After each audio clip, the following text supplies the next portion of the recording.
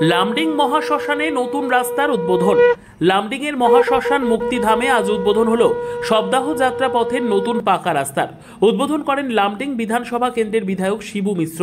অনুষ্ঠানে উপস্থিত ছিলেন লামডিং পৌরসভার সভানেত্রী স্বস্তিকা রাউত, ওয়ার্ড কমিশনার সোমা দে এবং এলাকার বহু বিশিষ্ট ব্যক্তি। সরকারি অর্থে নির্মিত এই পথটি শ্মশানে মৃতদেহ নিয়ে যাওয়া অনেক সুবিধে হবে।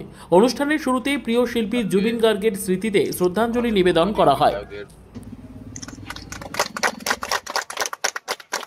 ভারত মাতা কি জয়, ভারত মাতা কি জয়। এই রাস্তাটা আরো বেশ কয়েকদিন আগেই শুভরমণি করার কথা ছিল, যেহেতু আমাদের আসামের একজন কণ্ঠশিল্পী, ভারতবর্ষের তথা আসামে বিশেষ করে নয়নের মণি, আইকন বলে যাকে বলা হয়, জুবিন গার্গ, উনি আমাদের মধ্যে নেই, উনি প্রয়াত হয়েছেন। ওনার পরমাত্মার চিরশান্তি কামনা করছি।